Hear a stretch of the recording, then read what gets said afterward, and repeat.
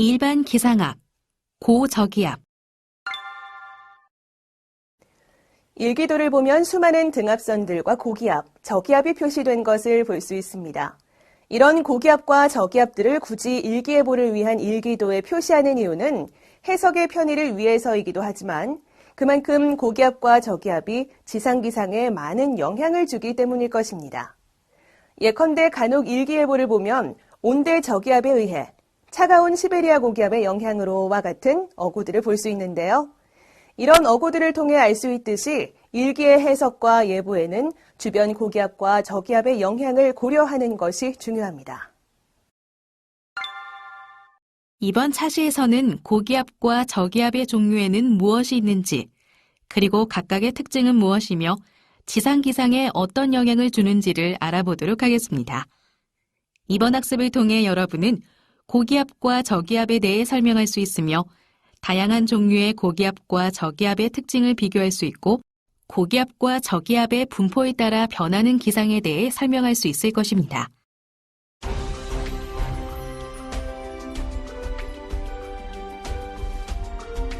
(1) 저기압.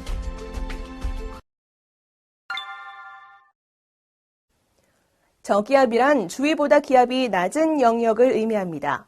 일반적으로 저기압 또는 고기압으로 명명하는 것은 종관 규모의 것을 말하고 따라서 이러한 저기압들은 일기도에 표시됩니다. 지상 일기도에서 살펴보면 저기압은 닫힌 등압선으로 둘러싸인 영역으로 표시되며 중심부로 갈수록 등압선의 기압이 낮아지게 됩니다. 저기압은 상층 일기도에서 관찰되기도 하는데요. 상층 일기도에서의 저기압은 중심부로 갈수록 낮은 고도를 나타내는 등고도선으로 둘러싸인 영역으로 표시됩니다. 그럼 저기압에 대해 좀 더 자세히 살펴보도록 하겠습니다. 공기덩어리는 기압이 높은 쪽에서 낮은 쪽으로 힘을 받으므로 기본적으로 주위에 비해 기압이 낮은 영역인 저기압 중심 방향으로 공기가 이동할 것으로 생각하기 쉽습니다. 하지만 공기덩어리가 움직이면서 받게 되는 전향력의 영향으로 공기는 저기압 중심을 향해 움직이지는 못합니다. 지상의 저기압에서는 지면과의 마찰의 영향으로 공기가 저기압 중심을 향해 북반구를 기준으로 반시계 방향으로 불어들어가게 되고 상층의 저기압에서는 마찰의 영향을 받지 않아 저기압을 중심으로 공기가 이동하지 못하고 등고도선을 따라 북반구를 기준으로 반시계 방향으로 회전하게 됩니다.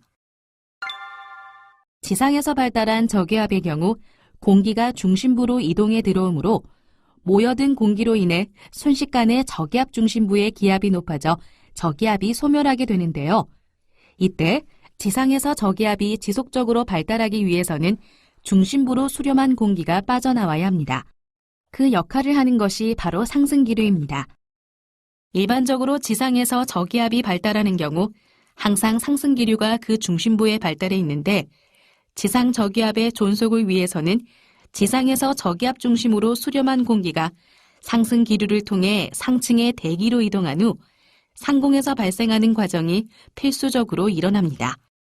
저기압에서 강한 상승기류의 발달로 지상에서 수렴하는 공기의 양에 비해 상층에서 발산하는 양이 더 많으면 지상 저기압은 더욱 발달하게 되고 그 반대의 경우에는 지상 저기압이 쇠약해집니다. 저기압은 생성 장소에 따라서 크게 온대 저기압과 열대 저기압으로 분류할 수 있고 저기압이 발달하는 장소와 주변의 온도 분포를 기준으로 온난 저기압과 한랭 저기압으로 분류하기도 합니다. 먼저 생성 장소에 분류되는 온대 저기압과 열대 저기압 중 먼저 온대 저기압에 대해 살펴볼까요? 온대 저기압은 중위도 저기압 혹은 파동 저기압이라고 불리기도 하며 열대나 극지방의 기상 특성을 가지지 않는 중위도 지방에서 발생하는 저기압 시스템을 말합니다. 일반적으로 온대 저기압은 편서풍의 영향을 받기 때문에 서에서 동으로 이동하는 경향을 보이기 때문에 온대 저기압은 이동성 저기압으로 분류되기도 합니다. 또한 고기압과 함께 일기도에 매일 나타나는 종관규모 기상현상으로 단순한 구름이나 바람 변화에서부터 집중호우나 뇌우까지 포함하는 극심한 기상현상들을 포함하는데요. 온대 저기압은 보통 전선을 동반하며 강한 온도 경도와 노점 온도 경도를 가지는 경합 불안정 구역에서 주로 발생하고 있으며 위도상으로 북반구에서는 북위 30도에서 북위 60도 사이, 남반구에서는 남위 30도에서 남위 70도 사이가 여기에 해당합니다. 이러한 사실로부터 온대저기압의 생성은 상층의 제트기류와 관련되어 있음을 알 수 있는데요. 과연 제트기류는 무엇일까요? 제트기류는 강한 온도 경도를 가지는 지점에서 나타나는 위도에 따른 압력 경도에 의해 발생한 서풍 계열의 바람입니다. 제트기류는 이러한 서풍 계열의 바람이 최대가 되는 지점을 지칭하는데요. 단위 면적당 태양 에너지 차이에 기인하는 남북 방향의 온도 경도는 중위도 지역에서 가장 크며 고도가 높아짐에 따라 온도 경도가 증가하므로 제트기류는 중위도 상공에서 발달하게 됩니다. 제트기류의 남북 진동에 의한 상층의 수렴과 발사는 지상의 고기압과 저기압을 유도하게 되고 이렇게 유도된 지상 부근의 저기압성 순환이 온대저기압에 해당합니다. 온대저기압의 가장 큰 특징은 전선을 동반한 구조를 보인다는 점인데요. 이는 온대저기압 중심보다 저위도에 위치한 상대적으로 따뜻한 공기가 저기압성 회전의 영향으로 북동진하며 온난전선을 형성하고 온대저기압 중심부의 서북쪽에 상대적으로 고위도에 위치한 차가운 공기가 저기압성 회전의 영향으로 남동진하면서 한랭전선을 형성하기 때문입니다. 이러한 과정을 통해 대기 하층에서 에너지의 남북 수송이 유도되는데 이는 온대저기압의 가장 중요한 역할 중 하나입니다. 온대저기압에 의해 동반된 전선면에서는 구름이 생성되고 이로 인해 저기압 중심에서뿐만 아니라 전선을 따라서도 강수대가 나타나게 됩니다. 온대저기압의 발생에서 소멸까지의 과정은 1918년 노르웨이 학파인 비에르 크네스에 의해서 제시된 개념 모델이 시초가 되었고 다양한 관측 활동을 통해서 조금씩 수정되어 왔습니다. 편동풍대 내에 있는 기압골들은 종종 열대성 저기압으로 발달하는데 이 열대성 저기압은 해수 온도가 27도씨 이상인 해양에서 발생합니다. 열대성 저기압은 최대 풍속에 따라 열대 저압도, 열대 폭풍, 그리고 허리케인으로 분류되는데요. 태양으로부터 오는 열은 지구의 날씨를 변화시키는 주된 원인입니다. 지구는 자전하면서 태양의 주위를 돌기 때문에 낮과 밤, 계절의 변화가 생기며 이로 인해 지구가 태양으로부터 받는 열량의 차이가 발생합니다. 또한 대륙과 바다, 적도와 극지방과 같이 지역 조건에 따른 열적 불균형이 일어납니다. 태풍은 저위도 지방의 따뜻한 공기와 바다로부터 공급된 수증기를 이용해 강한 바람과 많은 비를 동반하는 기상현상으로 생성 이후 점차 고위도로 이동합니다. 따라서 태풍은 적도 지방이 극지방보다 태양열을 더 많이 받기 때문에 발생하는 열적 불균형을 해소하는 하나의 과정이라고 할 수 있습니다. 허리케인은 발생 지역에 따라 세계 여러 지역에서 여러 개의 다른 이름을 가지고 있습니다. 아시아와 호주 부근 태평양에 나타나는 열대 사이클론은 태풍이라고 하고 인도양에서는 사이클론이라고 합니다. 열대 저기압의 등압선은 거의 원형으로 나타나며 저기압 중심을 기준으로 동심원 형태의 등압선 분포를 보이는데요. 일반적으로 열대 저기압의 등압선 간격은 온대 저기압에 비해 훨씬 촘촘하여 더 강한 기압 경도력이 작용하여 훨씬 강한 바람이 불고 기압 경도의 크기는 저기압 중심부에서 가장 커져 열대 저기압의 경우 중심부 바로 바깥쪽에서 풍속이 최대가 되는 것이 특징입니다. 태풍은 주로 태평양 서부, 적도 북쪽의 섬들인 남양제도 부근, 인도의 벵갈만, 아라비아해, 멕시코 동쪽의 멕시코만에서 서인도제도 부근, 호주 북동에서 북서해상, 마다가스카르 동쪽 해상에서 발생하며 태풍의 발생은 북반구에서는 6에서 10월에 많이 발생하고 남반구에서는 11에서 5월에 많이 발생합니다. 열대 저기압의 경우 중심부에 가까워지면 바람이 더 이상 지균풍이 아닌 선형풍이 되어버리기 때문에 발생하는데요. 엄청나게 커진 기압 경도력에 의해 풍속이 빨라지고 이 과정에서 회전에 의한 원심력이 너무 커져서 다른 힘인 전향력, 마찰력은 무시할 수 있는 수준이 됩니다.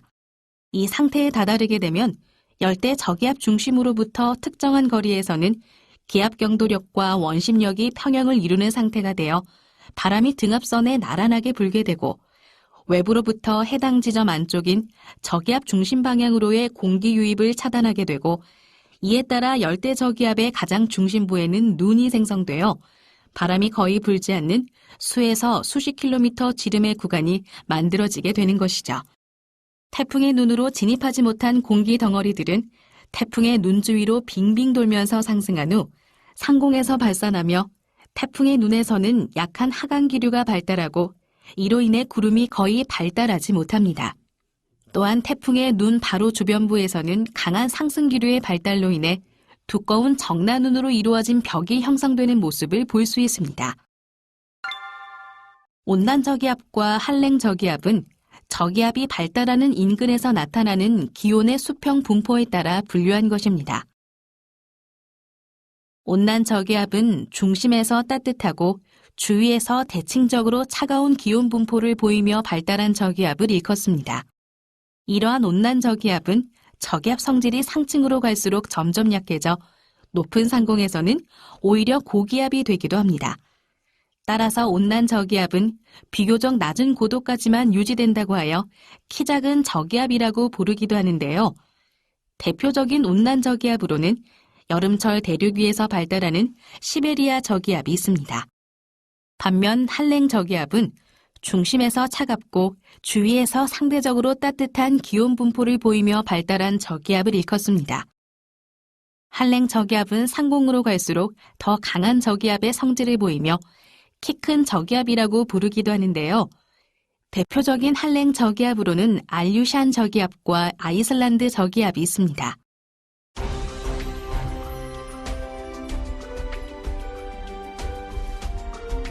2. 고기압.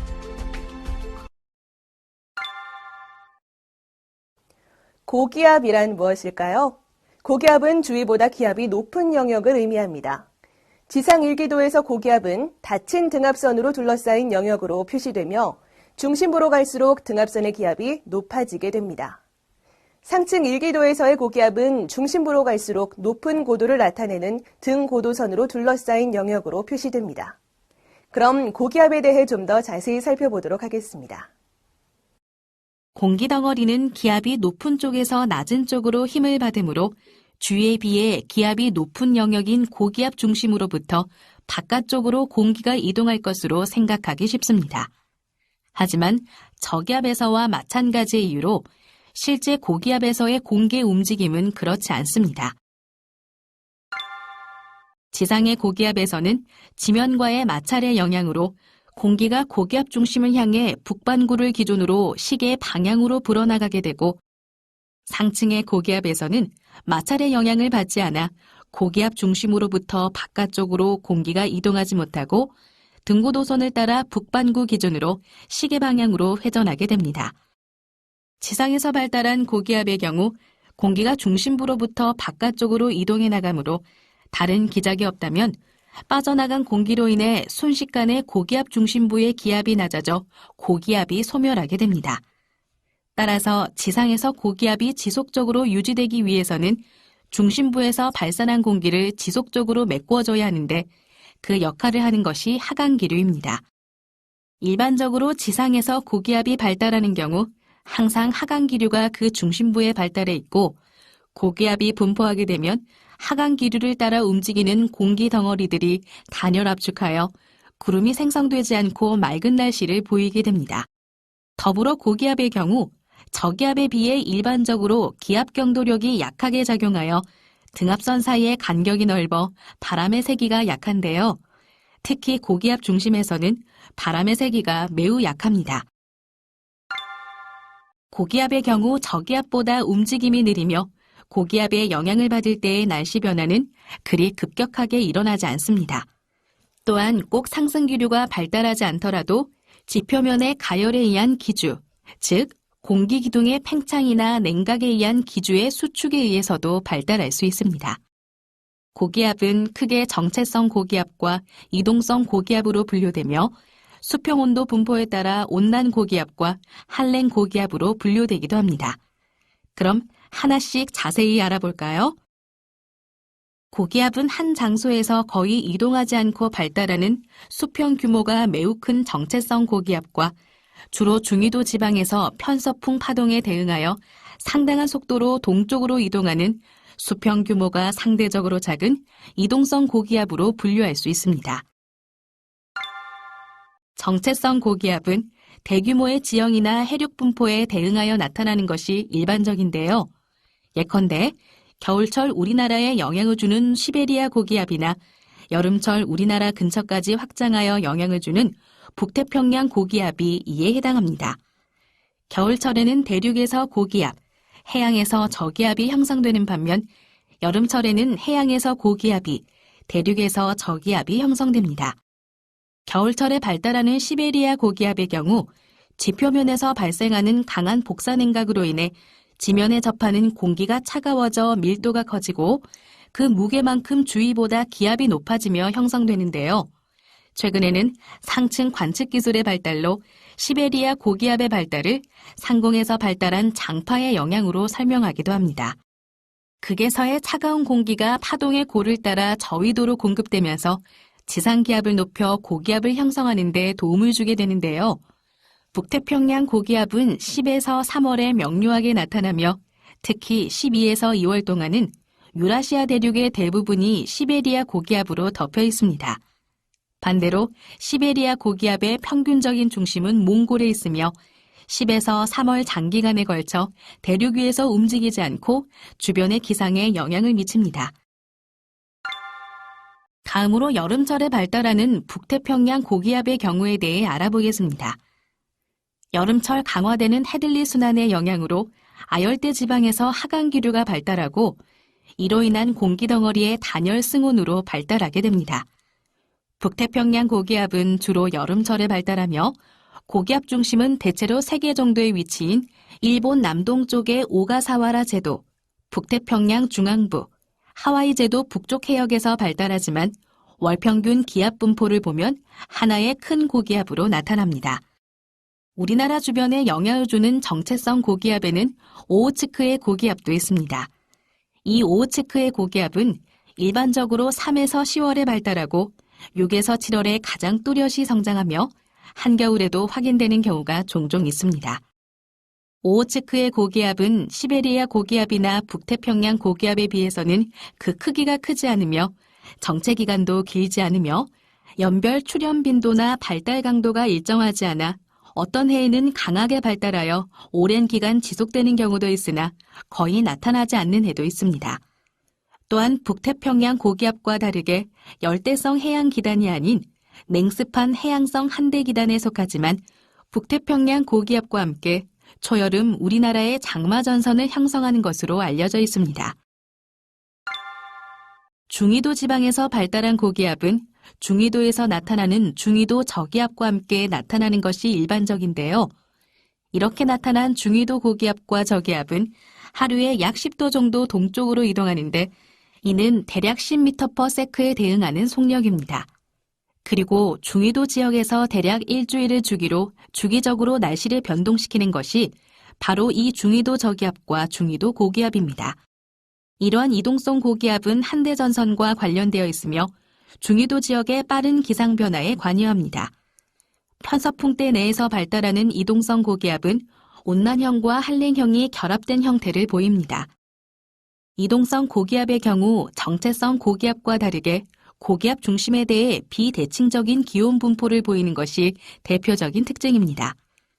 이로 인해 연직 구조가 약간 기울어진 형태를 보이게 되는데요. 이동성 고기압은 전형적으로 2개의 중심을 가지고 있습니다. 동쪽 중심은 상층의 기압골 아래 한랭 공기 내에서의 한랭 고기압이고 서쪽의 중심은 온난 고기압입니다. 제트기류층에서 마루는 항상 이 중심 위에 위치하죠. 이동성 고기압이 동진하는 이유는 중위도에서 고위도 지역에서 나타나는 상공의 편서풍 파동의 영향 때문입니다. 또한 이동성 고기압과 저기압의 생성 역시 편서풍 파동의 영향인 것으로 알려져 있습니다. 앞에서 말했듯이 온난 고기압과 한랭 고기압은 고기압이 발달하는 인근에서 나타나는 기온의 수평 분포에 따라 분류한 것입니다. 먼저 고기압권 내의 기온이 주위보다 높은 고기압을 온난 고기압이라 하고 그 반대의 경우를 한랭 고기압이라고 합니다. 온난 고기압의 경우 고기압 중심에서 높이에 따른 기압의 감소율이 주변부에 비해 작기 때문에 상층으로 갈수록 고기압의 특징이 더 뚜렷해지는 특징을 보입니다. 반면에 한랭 고기압의 경우 고기압 중심에서 높이에 따른 기압의 감소율이 주변부에 비해 커서 상층의 어느 지점 이후에는 고기압의 성질을 잃어버리게 됩니다. 일반적으로 한랭 고기압의 고기압의 성질을 잃어버리는 고도는 대략 3km 내외로 그보다 높은 고도에서 한랭 고기압은 저기압의 성질을 보입니다. 따라서 온난 고기압을 키 큰 고기압, 한랭 고기압을 키 작은 고기압으로 분류할 수 있는데요. 온난 고기압이 발달하는 일반적인 위치는 편서풍과 편동풍 사이의 아열대 지역입니다. 또한 제트기류의 마루와 고기압성 와도의 중위도에서도 나타납니다. 한랭 고기압은 주로 고위도 지역에서 나타나며 종종 적도를 향해 움직이는 극지방 기온의 한랭한 공기 덩어리가 한랭 고기압을 형성합니다. 대표적인 한랭 고기압에는 시베리아 고기압이 있으며 이는 키 작은 고기압에 속합니다. 반면 북태평양 고기압은 대표적인 온난 고기압으로 키 큰 고기압에 속합니다. 그러나 대부분의 고기압은 온난 고기압 또는 한랭 고기압으로 명확하게 구분하기 어려운데요. 그 이유는 대부분의 고기압들이 대체로 온난 고기압과 한랭 고기압이 병합된 형태로 나타나기 때문입니다. 오늘 학습 내용의 요약 정리입니다. 중요한 내용을 다시 한번 기억해 보세요. 먼저 저기압에 대해 살펴볼까요? 저기압은 주변보다 상대적으로 기압이 낮은 영역을 일컫는 말로 북반구 기준으로 저기압에서는 바람이 저기압 중심에 대해 반시계 방향으로 불며 상승 기류를 동반합니다. 저기압은 생성 원인과 특징에 따라 크게 열대 저기압과 온대 저기압으로 분류할 수 있습니다. 다음으로 열대 저기압은 열대 지방에서 발생하고 전선을 동반하지 않으며 태풍의 눈 바로 바깥쪽에서 가장 강한 기압 경도력과 풍속을 보입니다. 그 중에서 북반구에서 발생하는 열대 저기압은 주로 6월에서 10월에 집중되며 9월에 최대가 됩니다. 또한 저기압은 주변과의 기온 분포에 따라 온난 저기압과 한랭 저기압으로 분류할 수 있는데요.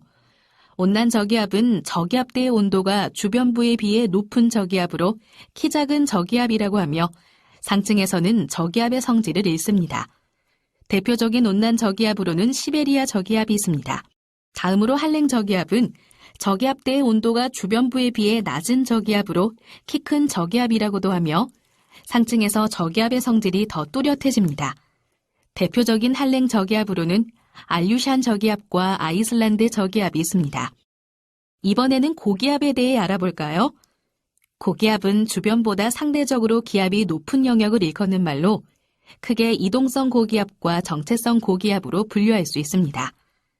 이 중에서 정체성 고기압은 대규모의 지형이나 해륙 분포에 대응하여 나타나는 수평 규모와 체류 시간이 모두 긴 고기압입니다. 북태평양 고기압은 지구 대기 대순환에 의해 생성된 키 큰 고기압이며 북반구 여름철에 발달하여 우리나라에 영향을 주고 시베리아 고기압은 지표의 복사냉각과 상층의 장파에 의한 한기의 유입으로 북반구 겨울철에 발달하는 키 작은 고기압을 말합니다. 그리고 한랭 수빈한 기단으로 이루어진 오호츠크의 고기압은 주로 6에서 7월에 발달하며 이 기간 중 우리나라에 영향을 주어 북태평양 고기압과 함께 장마를 일으키는 고기압입니다. 다음으로 이동성 고기압은 정체성 고기압에 비해 상대적으로 수평 규모가 작고 체류 시간이 짧은 고기압으로 중위도 지역에서 주로 발달하며 편서풍 파동의 영향을 받아 동쪽으로 하루에 10도 정도 이동하며 온대 저기압과 함께 일주의 주기로 변하는 중위도 지역 기상 상황을 유발하는데요. 주변과의 기온 분포에 따라 온난 고기압과 한랭 고기압으로 분류할 수 있습니다. 이동성 고기압 중 온난 고기압은 고기압대의 온도가 주변부에 비해 높은 고기압으로 키 큰 고기압이라고도 하며 상층에서는 고기압의 성질이 더 뚜렷해집니다. 대표적인 온난 고기압으로는 북태평양 고기압이 있죠. 다음으로 한랭 고기압은 고기압대의 온도가 주변부에 비해 낮은 고기압으로 키 작은 고기압이라고 하며 상층에서는 고기압의 성질을 잃는 고기압으로 대표적인 한랭 고기압으로는 시베리아 고기압이 있습니다. 이것으로 고저기압에 대한 학습을 마치겠습니다. 수고하셨습니다.